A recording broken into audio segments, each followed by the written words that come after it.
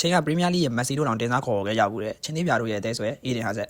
အားလုံးမင်္ဂလာပါကျွန်တော်တို့ Youngster Asia မှာဒီနေ့ကတော့တနင်္လာနေ့မှာအသစ်ပါဝင်လာခဲ့တဲ့ Eden Hazard ရဲ့ကက်အသစ်ကြောင့် review လုပ်မှာဖြစ်ပါတယ် special skill နှစ်ခုနဲ့လာတယ် momentum dribbling နဲ့ acceleration pass ဒါတွေကတိတ်မထူးဆန်းဘူးထူးခြားသွားတာ play style မှာ play style ကတော့ classic number 10နဲ့လာတယ် classic number 10ကတော့တခြား play style ညလို့ဘောလုံးမရှိတဲ့အတွက်မတည်သေးတဲ့လူလည်းရှိမှဖြစ်တယ်အဲဒါကြောင့်မလို့ကျွန်တော်အနေငယ်ရှင်းပြပေး whole player လို့တိုက်စစ်စင်တဲ့အခါမှာ over box မလိုက်ဘူး box to box လို့မျိုးလဲ over box to box ဆော့တဲ့ပုံစံမျိုးလည်းမဟုတ်ဘူး creative play marker လို့ creative ဆန်ဆန်ဆော့တာလည်းမဟုတ်ဘူးသူတို့ကကြတော့တစ်မျိုးလေးပါအေးအေးဆေးဆေးပဲဘောလုံးကိုကိုင်းတယ်လိန်နဲ့ခောက်တယ်ပေးတဲ့နေရာကိုပေးတယ်ကန်တဲ့နေရာကိုကန်တယ်ဒါပေမဲ့တေချာတစ်ခုကတော့ box တီလို့မလိုက်ပါဘူးနောက်တန်းကိုဆင်းကူလာဆိုတော့ဆင်းမကူပါဘူးကွင်းလည်နဲ့ကွင်းလည်တိုက်စစ်မှာပဲအေးဆေးဆေးနေပါတယ်အေးဆေးနေပြီးလိန်မဲ့ခောက်မယ်ကန်လို့ရရင်ကန်မယ်ပေးတဲ့နေရာပေးမယ်ဒါတို့ရဲ့ play style ပါပဲ old school player တွေလိုပါပဲ classic number 10ဆိုတဲ့အတိုင်းပဲ ball control တွေ dribbling တွေ tight position တွေ low pass တွေ lofted pass တွေအားလုံးက80ကျော်90ကျော်တွေကြီးပဲ dribbling က100တောင်ရှိတဲ့အတွက်လိန်နာခောက်တာကြိုက်တဲ့လူတွေကတော့တော်တော်အဆင်ပြေလိမ့်မယ်အပြင်မှာ Hazard ကိုဂိမ်းထဲကိုထည့်ပြီးဆော့ရတဲ့အတိုင်းပဲတော်တော်ကြီးကိုလိန်လို့ခောက်လို့တော်တော်ကောင်းပါ speed acceleration 93 94ဆိုတော့ acceleration pass တုံးရတာတော်တော်ကြီးကိုကောင်းမယ်ဒါအပြင် balance ကလည်း95 kicking power 94 finishing ကလည်း89တောင်ရှိတဲ့အတွက်ဂိုးတွေကထိတ်ကကန်သွင်းရင်လည်းတော်တော်အဆင်ပြေအောင်လို့ထုတ်ပေးထားတယ်ဆိုလိုတာ classic number 10နဲ့လိုက်အောင်ဂိုးတွေကထိတ်ကနေပဲကန်အောင်လုပ်ပေးထားတယ်ဂိုးတွေကလည်းဝင်အောင်ဘယ်လိုလုပ်ရမလဲဆိုတော့ပတ်စံမှု3ရင်3မ3ရင်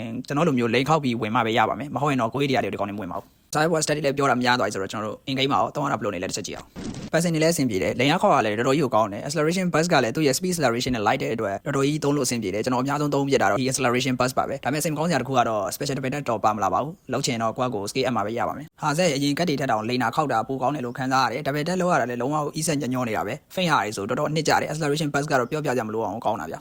ဒါအပြင်ကြိုက်ဆုံးကတော့တယောက်လောက်ကိုခောက်ပြီးတော့တန်းကန်တာတွေကိုယ်တွေကထိတ်ကနေကန်တာတွေဒါမျိုးတွေကတော်တော်နှစ်ကြတယ်မှာပါတယ်သူရဲ့ prime time တော့ Hazard ကိုကျွန်တော်တို့ game ထဲမှာပြန်မြင်ရတယ်လို့ပဲဒီ boss ကို light တင်လာဆိုကျွန်တော်အနေနဲ့ပြောရရင် dribbling လောက်ရတာကြိုက်တယ်ခင်ဗျားလည်း Chelsea fan Hazard ကိုလည်း personally ရတော်တော်ကြီးကိုကြိုက်တဲ့နေထားမှာရှိတယ်ဆိုရင်တော့ဒီ boss က light ကို light တင်တယ်ဒါပေမဲ့ဒီ boss ကိုမ light တင်တဲ့လူတွေကဘယ်လိုလူတွေလဲဆိုတော့ကန်တင်ပြေးစောရတာကြိုက်တဲ့လူတွေပြေးထွက်တာအောင်မှကြိုက်တဲ့လူတွေ dribbling လောက်ရတာအာယုံနောက်တဲ့လူတွေကိုသွင်းဖို့ပဲကြိုက်တဲ့လူတွေအတွက်တော့ Hazard ကအဆင်ပြေမဲ့ထဲမှာပါမနေဘူးဘာလို့လဲဆိုတော့ classic number 10ကလည်းဖြစ်တဲ့အတွက် brother တို့အကြိုက်ပြေးထွက်မှာတော့မဟုတ်ဘူး brother တို့ရောဒီ Hazard ကိုဘယ်လိုမြင်လဲပေါက်ပြီးသွားကြပြီလားပေါက်ပြီးသွားရင်ရော300ဘယ်လိုနေလဲကျွန်တော်ရဲ့ comment section မှာဝင်ရောက်ဆွေးနွေးသွားလို့ရပါတယ်ဒီနေ့ video တော့လောက်ပါပဲဆုံးဖြတ်ကြည့်ပြီးတဲ့အတွက်တယောက်ချင်းစီတိုင်းကျေးဇူးတင်ပါတယ်ကျွန်တော်ကောင်မ info ကောင်နေရောင်းတာဝယ်လဲလာလို့ရပါတယ်အားလုံးကျေးဇူးတင်ပါတယ် brother တို့ TikTok Japan region နဲ့ဖွင့်နေတယ်ဆိုရင်ဒီ brother ရှိမှာရောင်းကြည့်နေသွားဖွင့်လို့ရပါတယ်